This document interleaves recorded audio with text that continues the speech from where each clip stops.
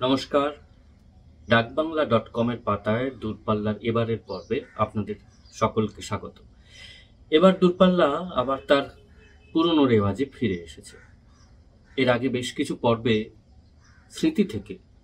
দূরের স্মৃতি থেকে আপনাদের বেড়ানোর গল্প শুনিয়েছি। সেসবের সঙ্গে ছবি ছিল না, ছিল কেবল স্মৃতির পাতা উল্টে যাওয়া এবং স্বপ্নকল্প দৃশ্য, যাকে আমরা ডাকনামে অতীত বলে ডাকি। এবারে আবার ফিরে আসছি বর্তমানে। বেশ কিছু বেড়ানোর অভিজ্ঞতা এর মধ্যেই হলো কাজের সূত্রে যুক্তরাজ্য বা ইউনাইটেড কিংডম যেতে হয়েছিল গত মাসে। ছিলাম মাত্র দিন 13, তাতে 3খানা শহর ঘুরলাম, কিন্তু অভিজ্ঞতা অনেক হলো। আগে লন্ডনের কথাই বলি। লন্ডন গেছি এর আগে বেশ কয়েকবার, কিন্তু লন্ডনে এমন সমস্ত জায়গায় থাকা হয়েছে বা কাজ পড়েছে এবং এমন সমস্ত জায়গায় ঘোরা হয়েছে যার সঙ্গে পুরনো লন্ডন, অর্থাৎ লন্ডন বলতেই আমাদের চোখের ওপর যে দৃশ্য ভেসে ওঠে তারই বরং বেশি মিল। অর্থাৎ সেই থেমস নদী, তার উপর লন্ডন ব্রিজ, একদিকে ওয়েস্টমিনিস্টার অ্যাবে, একদিকে বিগ বেন, সেই সঙ্গে পিকাডিলি স্কোয়ার এবং লন্ডনের ভিক্টোরিয়ান স্থাপত্য, British museum, TET modern, TET Britain. London বলতে এক কথায় চোখ বুজে যে যে নামগুলো করা যায় সেগুলো। আমার লন্ডন ভ্রমণ মূলত এর আগে তেমনই হয়েছে। এইবার আমরা যখন গেলাম তখন কিন্তু লন্ডনে বর্ষা থাকার কথা, কিন্তু আমার কি পরম সৌভাগ্য যে 13 দিনের যুক্তরাজ্য সফরে বৃষ্টি তো দূর, একদিন মেঘের দেখাও পাইনি। আমরা যখন রেস্তোরাঁয় খেতে গেছিলাম একদিন, সেখানে যিনি ওয়েট করছিলেন তিনি বললেন যে বহু বছর তারাও টানা এতগুলো দিন একসঙ্গে রোদ দেখেননি। অর্থাৎ আমি সৌভাগ্য সঙ্গে করেই নিয়ে গিয়েছিলাম যে টানা রোদের দেখা পাবো ঝলমলে রোদ্দুরের যুক্তরাজ্য, যা বিরল প্রায়। এবং তাপমাত্রাও ছিল দিনের বেলা 15 থেকে 20 ডিগ্রি, রাত্রেবেলা 4 থেকে 7 ডিগ্রি, যা বেশ উপভোগ্য। আমি কেবল ভয় পাচ্ছি যে দেশে ফিরে তো আবার গরমের মুখে পড়তে হবে। তা দেখলাম এবার মে মাসের গোড়াটাও বৃষ্টি দিয়ে কলকাতাকে সাজিয়ে দেওয়া হয়েছে। যাই হোক, লন্ডন নেমে যে কয়েকটা জায়গা একটু ঘুরে বেড়ালাম, পুরনো জায়গাগুলোই আর যাওয়া হয়নি। এবার ভিক্টোরিয়া প্লেসে গেলাম। রোদ ঝলমলে লন্ডনের রাস্তাঘাট চমৎকারভাবে বিছিয়ে আছে। লোকজন রোদ্দুর পেয়ে এবং একটানা রোদ্দুর পেয়ে দিশেহারা হয়ে, আত্মহারা হয়ে, আনন্দে মগ্ন হয়ে রাস্তায় বেরিয়ে পড়েছেন। অনেকেই কাজে আছেন, কিন্তু অনেককে দেখেই বুঝতে পারছি সপ্তাহের মাঝখানেই তারা রোদ্দুর উপভোগ করবেন বলে ছুটি নিয়ে লন্ডনের রাস্তাঘাট ঘুরে বেড়াচ্ছেন। লন্ডনের রাস্তায় একখানা যাকে বলে কেতাদুরস্ত ছবি তুলতেই হলো। আমার বন্ধু অরুণাভ সিনহা সঙ্গে ছিল, পৃথিবী খ্যাত অনুবাদক। সে আমার ফটোগ্রাফার হলো সানন্দে। আমি আর অরুণাভ বেশ খানিকটা লন্ডন চষে বেড়ালাম। লন্ডনের টিউব, লন্ডনের রাস্তাঘাট দিনের বেলা একরকম, যখন সন্ধে হয়ে আসছে তখন আরেক রকম, এবং খুব মজাদার অভিজ্ঞতা হলো। ছোট ছোট পাব, সেখানে দিনের বেলা ছোট টুনি আলো জ্বালিয়ে রাখা, চওড়া রাস্তাঘাট, দুধারে কলকাতার মতোই গাড়ি পার্ক করা। আর লন্ডনের যেটা বিশেষত্ব, যে দোতলা 3তলার বেশি বাড়ি নেই, অর্থাৎ অনেকখানি আকাশ পর্যটকদের ভাগে পড়ছে। আমি গিয়েছিলাম, আমার সঙ্গে ছিলেন অরুণাভ সিনহা, বিশিষ্ট লেখক, গদ্যকার, ঔপন্যাসিক উজ্জ্বল সিনহা, আমাদের প্রকাশক বন্ধু অপু অর্থাৎ শুভঙ্কর দে, এর সঙ্গে ত্রিদীপদা চুমকিদিও ছিলেন। কিন্তু লন্ডনের পর আমাদের পথ আলাদা হয়ে গেল। আমি আর অপু স্কটল্যান্ড রওনা দিলাম। লন্ডনে যে কটা দিন ছিলাম সেই কটা দিন খুব সুন্দর কেটেছে। 3 দিন কাজের মধ্যে থাকা সত্ত্বেও মেট্রো করে ঘুরেছি। মেট্রো স্টেশন আপনারা দেখতে পাবেন ছবিতে, কি শুনশান মেট্রো স্টেশন। সাউথ ওয়েস্টলিপে আমরা ছিলাম, সেখান থেকে সেন্ট্রাল লাইন ধরে লন্ডনের যে কোনো জায়গায় 8 ঘন্টার মধ্যে পৌঁছে যাওয়া যায়। এই আরেকটা মজা আমি বড় উপভোগ করি লন্ডন গেলে, যে টিউব, সেখানে টিউবের জাল এমনভাবে বিছিয়ে দেওয়া যে এমন কোনো জায়গা নেই যেখানে একটি সিঁড়ি ভূগর্ভ থেকে রাস্তায় উঠে আসছে না। অর্থাৎ লন্ডনের প্রায় প্রতি ছত্রে টিউব তার জাল বিস্তার করে রেখেছে। ফলে লন্ডনে টিউবের একটা ডে পাস করিয়ে নিলে বা একটা অয়েস্টার কার্ড করিয়ে নিলে বা এখন ক্রেডিট কার্ডেও চলে, দিব্যি ঘুরে বেড়ানো যায় নিশ্চিন্তে।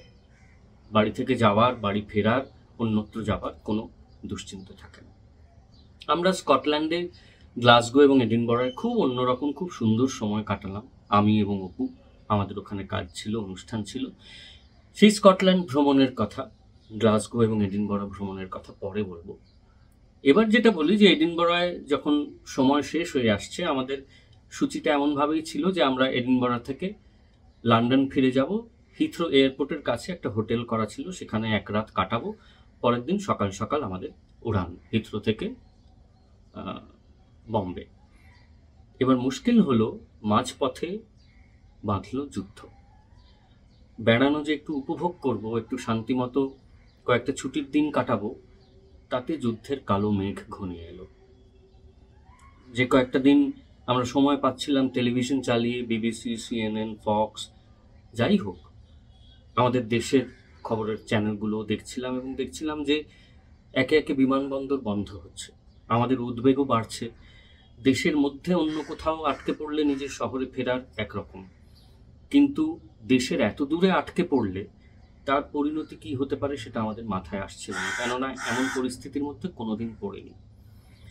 ঠিক দুদিন আগে আমাদের উড়ান সংস্থা আমাদের মেল করে জানালো যে তারা প্রায় 6 ঘন্টা 7 ঘন্টা উড়ান পিছিয়ে দিচ্ছে। এবং আমি আমার যিনি এই পরিষেবা দিচ্ছিলেন সেই ট্রাভেল এজেন্টের সঙ্গে কথা বলে জানতে পারলাম যে এরকম হামেশাই হচ্ছে। যতক্ষণ না উড়ান মাটি ছাড়ছে ততক্ষণ উড়ান উড়ছে বলে নিশ্চিতভাবে বলা যাচ্ছে না, কেননা যুদ্ধ পরিস্থিতিতে প্রতি ঘন্টায় অনেক কিছুর বদল ঘটছে। তো আমরা যেটা করলাম যে প্রথমেই যে হোটেলটা হিথ্রো বুক করা ছিল সেটা ক্যান্সেল করলাম, কারণ হোটেল পরের দিন সকালে 10টায় ছেড়ে দিতে হবে। এবার আমাদের ফ্লাইট সন্ধ্যে 7টায় পিছিয়ে গেছে ইতিমধ্যে। তাহলে নয় হোটেলকে বাড়ি ফেলতে হয়, না হলে রাস্তায় ঘাটে ঘুরে বেড়াতে হয়। তো তার চেয়ে ভালো যে লন্ডনে কোনো পরিচিতর বাড়িতে থেকে যাওয়া। এইবারে অপুর এক বন্ধু দম্পতি আমাদের সাহায্যার্থে এগিয়ে এলেন। তাদের সঙ্গে লন্ডনের বঙ্গ মহোৎসবেই আমার আলাপ হয়েছিল প্রত্যুষা এবং সৈকত। কম বয়সী দুজন ঝকঝকে ছেলে মেয়ে, তারা দম্পতি, লন্ডনে থাকেন। তাদের সঙ্গে কেবল নিছক অনুষ্ঠানের সূত্রেই আলাপ। তখনও জানি না যে তাদের বাড়িতে আমাদের এক রাত চমৎকার কাটে। যখন হোটেল ক্যান্সেল করছি, অপু বলল, শোনো, সৈকত আর প্রত্যুষা লন্ডনের একদম মাঝপথে থাকে এবং ওদের বাড়ি থেকে টিউবে করে সোজা হিথ্রো চলে যাওয়া যায়। তো আমি ওদের বলি ওদের বাড়িতে আমরা একটু সময় কাটাই এবং তারপর ফ্লাইটের আপডেট পেলে আমরা সেই মতো টিউব ধরে হিথ্রো চলে যাব। তাহলে আমাদের হোটেল নিয়ে আর দুশ্চিন্তা থাকবে না। যেমন কথা তেমনি কাজ, এবং সৈকত ও প্রত্যুষা ভারী ভালোবেসে আমাদের তাদের বাড়িতে রাখতে রাজি হলো। এইবার যেটা হলো, আমরা যখন গিয়ে নামলাম লন্ডনে, এডিনবরা থেকে 4 ঘন্টা ট্রেন জার্নিতে, তখন যেটা বুঝতে পারলাম যে সৈকত এবং প্রত্যুষা থাকে ক্যানারি ভর্ফে। এখানে আপনাদের বলি যে ক্যানারি ভর্ফ এমন একটা জায়গা, সেটা হলো আধুনিক স্থাপত্যের লন্ডন। মানে তার সঙ্গে লন্ডন বলতে আমাদের মনে যে ছবি ভেসে ওঠে তার কোনো মিল নেই। আমরা আরেকটা টিউব নিয়ে ক্যানারি ভর্ফে নামলাম এবং নামতেই আমার মনে হলো যে এই লন্ডন আমি আগে দেখিনি। এটা আসলে লন্ডনের মধ্যে এক টুকরো ম্যানহাটন বা এক টুকরো মুম্বাই। থেমস আছে ঠিকই, কিন্তু চারপাশে গগনচুম্বী সমস্ত অট্টালিকা, যাকে আমরা স্কাই স্ক্র্যাপার বলি বা হাই রাইজেস বলি। রাস্তাঘাট একেবারে আধুনিক ছন্দে সাজানো, এবং লন্ডনের যে আদি ধাঁচ, যে প্রাচীন ভিক্টোরিয়ান স্থাপত্য, তার কোথাও কোনো চিহ্ন নেই। অর্থাৎ বলে না দিলে এটা যে কোনো সময় ম্যানহাটন, হংকং, দুবাই, যে কোনো কিছু মনে হতে পারে। তার ধাঁচ এমন। আমার এই ধরনের শহুরে নাগরিক ভিড়ের মধ্যে, কোলাহলের মধ্যে থাকতে ভারী ভালো লাগে। আমরা পৌঁছে গেলাম সৈকত এবং প্রত্যুষার অ্যাপার্টমেন্টে। একটি প্রচুর লম্বা বাড়ির 17 তলায় বিশাল এক বারান্দা সহ তাদের আবাস। সেখানে অসামান্য আতিথেয়তা পেলাম। এক রাতের জন্য থাকতে এসে মনে হলো অনেক দিন আছি। প্রচুর আড্ডা হলো, আর হলো গান বাজনা। প্রত্যুষা ভারী ভালো গান গায়, সে গান শোনালো। ক্যানারি ভলভ দিয়ে যেতে যেতে সেখানকার স্থাপত্যের রাস্তাঘাটের একটু ছবি তুললাম। আপনারা দেখতে পাচ্ছেন সেই সমস্ত ছবি। সকালবেলা তাদের বারান্দায় একগোছা ফটোশ্যুট হলো। আরামকেদারায় বসে আমি একটু মুগ্ধ চোখে লন্ডন দেখলাম। তাদের বারান্দা থেকে থেমস দেখা যায়। আমি, অপু, সৈকত, প্রত্যুষা একসঙ্গে ছবি তুললাম। তারপর আমরা বাক্স প্যাটরা নিয়ে রওনা দিলাম হিথ্রোর দিকে, কারণ ফ্লাইট আর বদল ঘটেনি। ক্যানারি ভলভে, যেটি সেই অর্থে ডাউন টাউন, সেখানে দাঁড়িয়ে বেশ কিছু ফটোশ্যুট হলো, আপনাদের জন্য সেটাও থাকছে। তারপর আমরা শেষমেশ উড়ান ধরতে হিথ্রো পৌঁছলাম। ভারী ভালো কাটলো লন্ডনের এই সময়টুকু।